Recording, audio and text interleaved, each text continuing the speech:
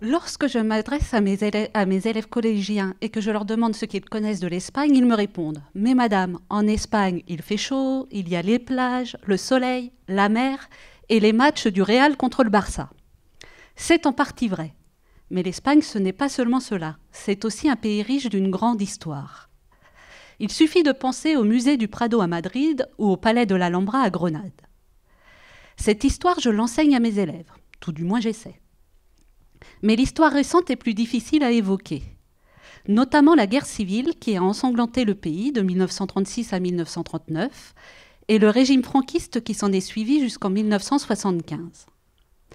Mais depuis une vingtaine d'années, les enfants et les petits-enfants des victimes et des acteurs osent enfin s'exprimer et racontent cette histoire dont ils n'ont pas forcément vécu les événements, mais dont ils ont subi les conséquences. Dans ma thèse, j'analyse la façon dont cette période de l'histoire espagnole est mise en fiction.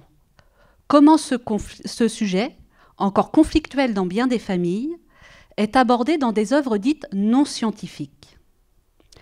Mais, comme selon ma directrice de thèse, ma curiosité est mon meilleur défaut, et que les productions artistiques sont de plus en plus nombreuses, il m'a fallu choisir.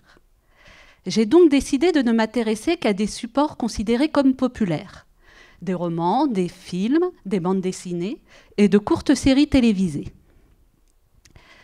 J'étudie comment des personnalités comme la Pasionaria, le général Franco, le président Negrín sont perçus aujourd'hui par les descendants des acteurs de la guerre.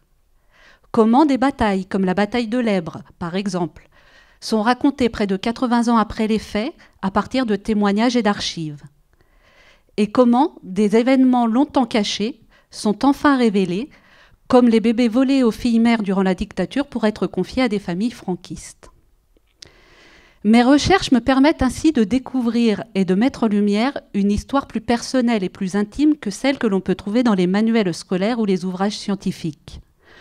Une histoire qui nous révèle les luttes fratricides, les oppositions idéologiques entre père et fils, et passées sous silence depuis la loi d'amnistie de 1977.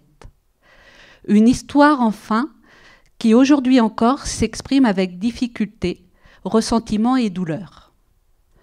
Pour conclure, je cherche à faire connaître cette mémoire collective, longtemps oubliée. Merci.